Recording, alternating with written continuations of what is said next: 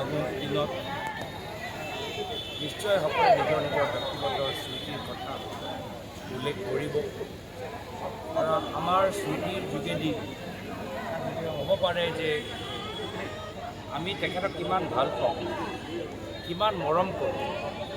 তেওঁ য'তে আছে আমাৰ অসমৰ মানুহৰ মৰম তেখেতক চুই যায়। তেওঁ যে আমাক ওপৰৰ পৰা চাই দেখিব পাৰে যে আজি সমগ্ৰ অসমৰ ৰাইজ তেখেতৰ বিয়োগৰ পিছত কান্দি আছে, দুখিত আছে। আৰু নিশ্চয়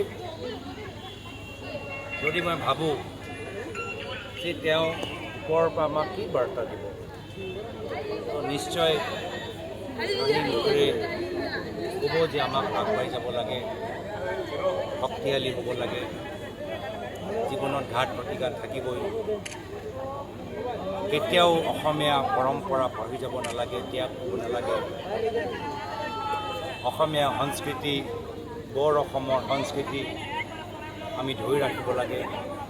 তেওঁ যিদৰে বিভিন্ন ভাষাত গান গাব পাৰিছিল, বিভিন্ন সংস্কৃতিক সন্মান কৰিছিল, সেই পথটো আমি অনুসৰণ কৰিব লাগে।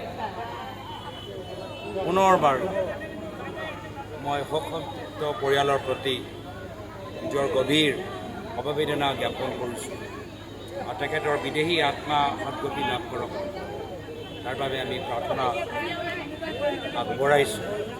কংগ্ৰেছ দলৰ ফালৰ পৰা আমি আৰু আমাৰ বিধায়িনী দলৰ প্ৰতি দেৱব্ৰত শইকীয়া ডাঙৰীয়া আৰু অলপ সময় আমাৰ মাজত উপস্থিত থকা AICC general secretary Jitendra Singh ডাঙৰীয়াই সিদ্ধান্ত ল'লে যে আমাৰ বিধায়কসকল, সাংসদসকল, ষ্টাৰ কেম্পেইনাৰ আমি দ্বিতীয় নিৰ্বাচনত ইতিমধ্যে আমি নিজৰ প্ৰচাৰটো আমি বাতিল কৰিম।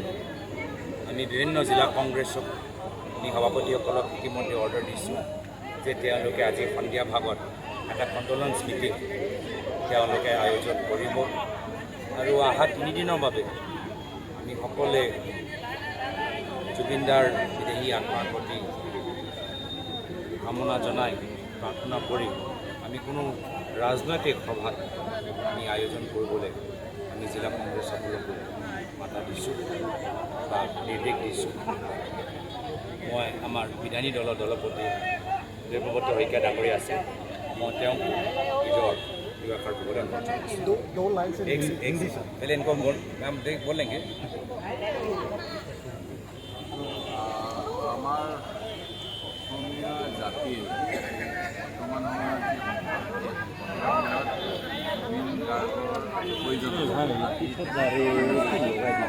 মৃত্যুৱে আমাৰ এজন পথ প্ৰদৰ্শক সান্নিধ্যৰ